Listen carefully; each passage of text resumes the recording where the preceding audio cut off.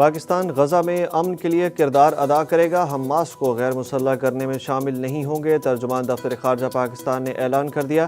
پاکستان نے باجوڑ میں حملے پر افغان مشن کے نائب سربراہ کو دفتر خارجہ طلب کر کے ڈیمارش کیا۔ پاکستان نے افغان طالبان سے دہشت گرد گروہوں کے خلاف فوری اقدامات کا مطالبہ کر دیا۔ ترجمان دفتر خارجہ طاہر حسین اندرابی کے مطابق وزیر اعظم نیو یارک میں موجود ہیں، جو صدر ٹرمپ کی دعوت پر امریکہ کے دورے پر ہیں۔ آج وزیر اعظم غزہ بورڈ آف پیس اجلاس میں شرکت کریں گے۔ ترجمان دفتر خارجہ نے کہا کہ دہشت گرد افغان سرزمین سے بلا روک ٹوک کارروائیاں کر رہے ہیں۔ افغانستان میں نئی فضائی کارروائی کرنے میں ہچکچاہٹ محسوس نہیں کریں گے، انڈیا کے ساتھ جنگ خارج از امکان نہیں، وزیر دفاع خواجہ آصف نے اندیا دے دیا۔ غیر ملکی میڈیا کو انٹرویو کے دوران خواجہ آصف نے کہا کہ کابل دہشت گردی کے خلاف غیر سنجیدہ ہے، ملک میں ہونے والے دہشت گرد حملے کابل میں طالبان حکومت اور بھارت کی ملی بھگت سے چھیڑی جانے والی پراکسی جنگ کا نتیجہ ہیں۔ افغانستان پر عملی کنٹرول دہشت گردوں کے پاس ہے، اگر یہ گروہ ان کی سرزمین سے کام کر رہے ہیں تو ذمہ داری بھی انہی کی ہے اور وہ اس سے انکار نہیں کر سکتے۔ انہوں نے کہا کہ کچھ دوست ممالک نے پاکستان اور افغانستان کے درمیان ثالثی کی کوشش کی، استنبول، دوحہ اور کابل میں ہونے والی ملاقاتوں کا حصہ رہا ہوں، مگر ان کوششوں کا کوئی نتیجہ نہیں نکلا۔ عمران خان کی آنکھ کے معائنے سے متعلق اہم پیش رفت، فیملی کے تجویز کردہ ڈاکٹروں کو معائنے کی اجازت نہ ملی۔ ذرائع کے مطابق شوکت خانم کے C E O doctor Asim Yousuf نے 3 ماہر امراض ریٹینا کے نام تجویز کیے تھے، لیکن ان میں سے کسی ڈاکٹر کو معائنے کی اجازت نہیں دی گئی۔ ڈاکٹر عاصم یوسف نے تجویز کردہ ڈاکٹروں کے نام سلمان اکرم راجہ کو فراہم کیے تھے۔ شوکت خانم کے ڈاکٹر عاصم یوسف اور ڈاکٹر خرم مرزا کو اڈیالہ جیل جانے کی اجازت نہ ملنے پر الشفا کے ڈاکٹر کو روانہ کیا گیا۔ ذرائع کے مطابق بانی پی ٹی آئی کو پہلا انجیکشن 25 جنوری کو لگایا گیا تھا، جبکہ دوسرا انجیکشن 25 فروری کو لگایا جانا ہے۔ عمران خان کو دوسرا انجیکشن جیل میں لگایا جائے گا یا ہسپتال منتقل کیا جائے گا، تاحال فیصلہ نہ ہو سکا۔ علیمہ خان 26 نومبر احتجاج کیس میں عدالت پیش، وارنٹ گرفتاری معطل ہو گئے۔ عدالت کے جج امجد علی شاہ چھٹی پر ہونے کے باعث کوئی کارروائی نہ ہو سکی۔ آئندہ تاریخ ہر صورت عدالت پیش ہونے کا حکم۔ سماعت کے بعد علیمہ خان نے میڈیا سے گفتگو کرتے ہوئے کہا کہ آخری ملاقات میں عمران خان نے کہا کہ یہ مجھے ختم کر دیں گے۔ چیف جسٹس سے اپیل ہے کیسز سنیں کیونکہ مقررہ جج چھٹی پر چلے گئے ہیں۔ بانی پی ٹی آئی کی رہائی ہوتے ہی ان کی آنکھ کا علاج الشفا ہسپتال سے کرایا جائے گا۔ حکومت نے خان صاحب کے ساتھ تماشا کیا، فیملی اور ذاتی معالج کی غیر موجودگی میں معائنہ کیا گیا۔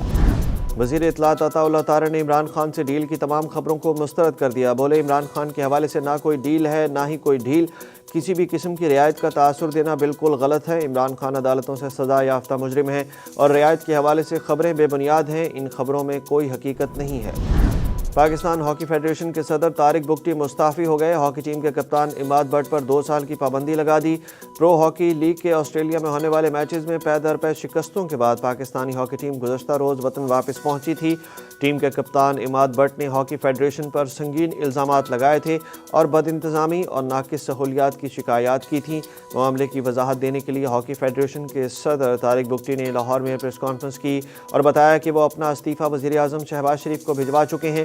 انہوں نے کہا کہ وزیر اعظم اور فیلڈ مارشل سے درخواست کرتا ہوں کہ کمیٹی بنائی جائے جو تحقیقات کرے۔ طارق بگٹی نے بد انتظامی کا ذمہ دار پاکستان سپورٹس بورڈ کو قرار دیتے ہوئے اماد بٹ پر ڈومیسٹک اور انٹرنیشنل ہاکی پر 2 سال کی پابندی کا اعلان بھی کیا۔ اسٹاک مارکیٹ دباؤ میں آ گئی۔ پاکستان اسٹاک ایکسچینج میں ایک ہی روز میں 7000 سے زائد پوائنٹس کی کمی، سرمایہ کاروں کے 700 ارب روپے ڈوب گئے۔ 100 انڈیکس ایک روز میں 6 حدیں کھو بیٹھا۔ دن کے اختتام پر انڈیکس میں 6682 پوائنٹس کی بڑی کمی ریکارڈ کی گئی۔ اسٹاک مارکیٹ میں کاروبار کے اختتام پر انڈیکس 1,72,170 پوائنٹس کی سطح تک گر گیا۔ اختتامی ٹریڈنگ کے اوقات میں فروخت کا دباؤ مزید بڑھا۔ ماہرین کے مطابق مارکیٹ دباؤ میں ہے کیونکہ تیل کی بڑھتی ہوئی قیمتیں اور امریکہ ایران کشیدگی نے سرمایہ کاروں کے جذبات کو ماند کر دیا ہے۔ بد انتظامی اور سکینڈل سے دوچار بھارتی اے آئی سمٹ کو ایک اور دھچکا، بھارت کی عالمی سطح پر سبکی۔ مائیکروسافٹ کے شریک بانی بل گیٹس نے اپنی تقریر اچانک منسوخ کر دی۔ بل گیٹس کی جانب سے جاری وضاحت میں کہا گیا کہ یہ فیصلہ سمٹ کے مرکزی مقاصد پر توجہ مرکوز رکھنے کے لیے کیا گیا۔ بل گیٹس کے علاوہ انویڈیا کے بانی اور سی ای او جینسن ہوانگ کی غیر حاضری نے بھی ایونٹ کے آغاز کو مزید پیچیدہ بنا دیا۔ میڈیا رپورٹس کے مطابق بل گیٹس کے فیصلے کو گزشتہ ماہ امریکی محکمہ انصاف کی جاری کردہ ایپسٹین فائلز سے جوڑا جا رہا ہے۔ हुकूमत का नेट मीटरिंग की जमा शुदा दरखास्तों से मुतल्लिक अहम फैसला। वफाकी वज़ीर तवानाई सरदार अवैस लगारी ने 8 फरवरी तक जमा शुदा दरखास्तों को पुराने रेगुलेशंस के तहत प्रोसेस करने के अहकाम जारी कर दिए। फैसले से मौजूदा दरखास्तों से मुतल्लिक इबहम खत्म हो गए। वफाकी वज़ीर ने दरखास्तों के प्रोसेस में शफाफियत बरकरार रखने के अहकाम भी दिए हैं।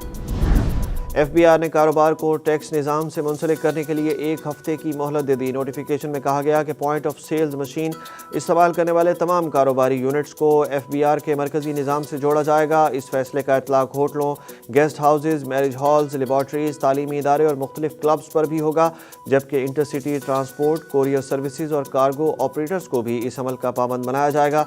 नोटिफिकेशन में यह भी कहा गया कि वो तालीमी इदारे जहाँ माहाना फ़ीस 1000 रुपये है, मुतल्लिका कारोबारों को पॉइंट ऑफ सेल्स मशीन नस्ब करना लाजमी होगा। बरतानिया के बादशाह चार्ल्स के भाई शहजादा एंड्रियो को सरकारी ओहदे में बदउनवानी के शुबे में गिरफ्तार कर लिया गया। बरतानवी मीडिया के मुताबिक पुलिस मशरकी इंग्लैंड में वाक़े एंड्रियो की रिहाइशगाह पहुंची, जहां 6 बगैर निशान वाली पुलिस की गाड़ियां देखी गईं। पुलिस ने रवामा ऐलान किया था कि वो इल्ज़ामात का जायज़ा ले रही है। रिपोर्ट्स के मुताबिक एंड्रियो पर जिनसी मुजरिम जेफरी एप्स्टीन को खुफिया सरकारी दस्तावेज़ात फराहम करने से मुतल्लिक इल्ज़ामात का जायज़ा लिया जा रहा था। एंड्रियो ने एप्स्टीन से दोस्ती पर अफसोस का इजहार किया था।